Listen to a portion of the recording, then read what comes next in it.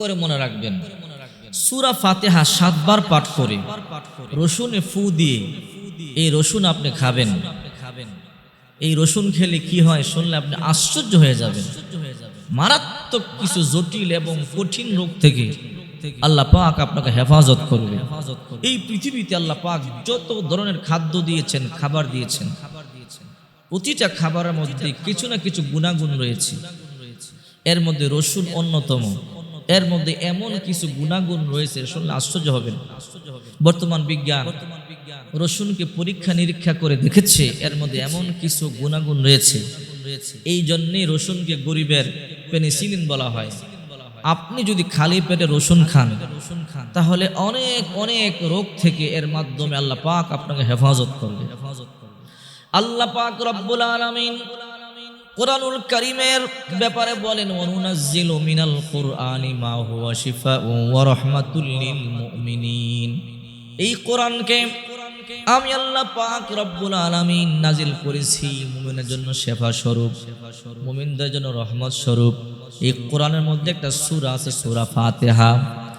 আলহামদুলিল্লাহি রাব্বিল আলামিন আর রহমানির রহিম মালিকি ইয়াউমিদ্দিন ইয়্যাকা না'বুদু ওয়া ইয়্যাকা নাস্তাঈন ইহদিনাস সিরাতাল মুস্তাকিম সিরাতাল লাযীনা আন'আমতা আলাইহিম গায়রিল মাগদুবি আলাইহিম ওয়ালাদ-দাল্লিন।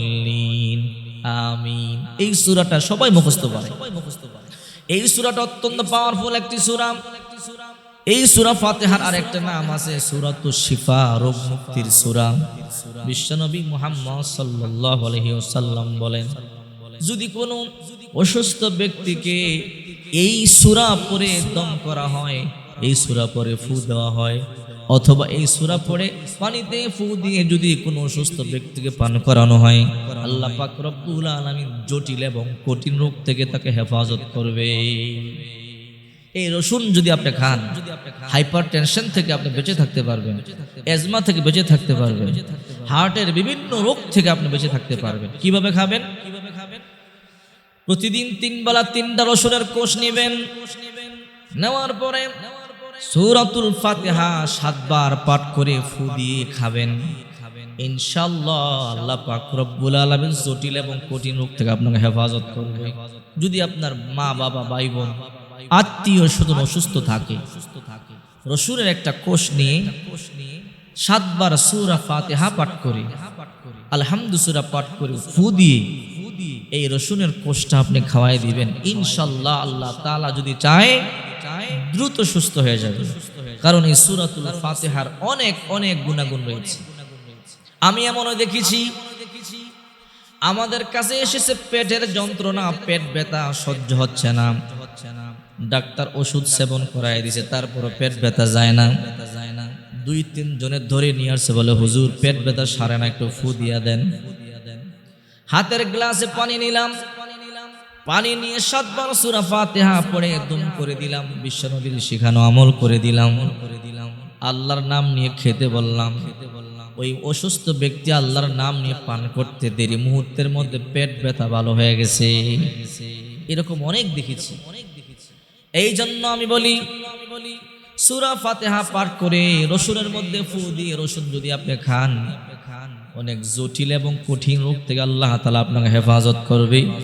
কারণ এই সূরা ফাতিহার অনেক গুণাগুণ, অনেক পাওয়ার রয়েছে। আবু সাঈদ আল খুদরি রাদিয়াল্লাহু তাআলা আনহু বলেন, আমি নিজে দেখেছি এই সূরার গুণাগুণ, আমি নিজে দেখেছি এই সূরার পাওয়ার। কেমনে দেখেছো? আবু সাঈদ আল খুদরি রাদিয়াল্লাহু তাআলা আনহু বলেন, আমরা সফরে বের হলাম। আমরা যখন বহুদিন সফরে থাকার পরে মদিনায় প্রত্যাবর্তন করতেছিলাম, আমাদের খাদ্য সামগ্রী শেষ হয়ে গেল। হঠাৎ করে দেখলাম বিশাল জটলা দেখা যায়, মানুষের কান্না দেখা যায়। আমরা জটলার মধ্যে গেলাম, গিয়ে জিজ্ঞাসা করলাম কি হয়েছে। বলে আমাদের নেতাকে সাপে কেটেছে। তাদের নেতা শুয়ে আছে, তন্ত্র মন্ত্র পাঠ করতেছে। আবু সাঈদ আল খুদরি রাদিয়াল্লাহু তাআলা আনহু বলেন, আমি জিজ্ঞাসা করলাম তোমাদের নেতার কি হয়েছে, সাপে কেটেছে, তোমরা কি পড়ো, মন্ত্র পড়ি? আবু সাঈদ আল খুদরি রাদিয়াল্লাহু তাআলা আনহু বলেন, কিয়ামত পর্যন্ত এই মন্ত্র পাঠ করতে পারবা, তোমাদের নেতা ভালো হবে না। তাহলে কি করলে ভালো হবে? আবু সাঈদ আল খুদরি রাদিয়াল্লাহু তাআলা আনহু বলেন, আমি এমন কিছু পারি যদি এগুলো পরে রুকিয়া করা হয় তোমাদের নেতা ভালো হয়ে যাবে। ওই কবিলার লোকেরা, গোত্রের লোকেরা বলে, তাহলে ভালো করে দাও। কয় না, ভালো করব না, শর্ত আছে। কি শর্ত? যদি আমি তোমাদের নেতাকে ভালো করি 30টা ছাগল দিতে হবে। ওই গোত্রের লোকেরা বলল, আমাদের নেতাকে ভালো করো, তোমাকে 30টা ছাগল দেওয়া হবে। আবু সাঈদ আল খুদরি রাদিয়াল্লাহু তাআলা আনহু বলেন, আমি বিসমিল্লাহ বলে সূরা ফাতিহা পড়ে পাঠ করে ফু দিলাম। ওই ব্যক্তির চক্ষু বন্ধ ছিল, মুহূর্তের মধ্যে চক্ষু খুলে গেল। আবার দ্বিতীয়বার বিসমিল্লাহ পড়ে সূরা ফাতিহা পড়ে দম করলাম, ফু দিলাম, মুহূর্তের মধ্যে ওই লোক শোয়া থেকে বসে গেল। তৃতীয়বার সূরা ফাতিহা পড়ে ফু দিলাম, ওই লোক উঠে হাঁটা শুরু করে দিল। ওই কবিলার লোকেরা 30টা ছাগল দিয়েছে।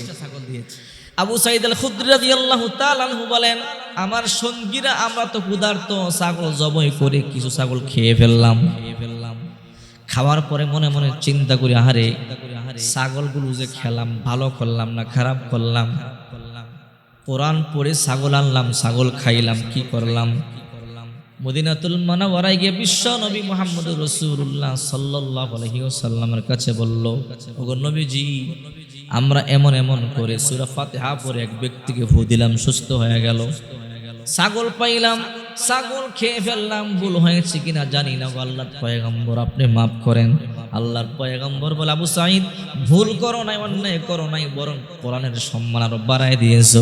আবু সাঈদ রে, যদি তোমাদের কাছে ছাগল বা বকরি থাকে আমাকেও কিছু দাও, আমি নবীও কিছু খাবো। সুবহানাল্লাহ। সূরা ফাতিহার অত্যন্ত পাওয়ার আছে। যে কোনো রোগের জন্য সূরা ফাতিহা পড়ে ফু দিবেন।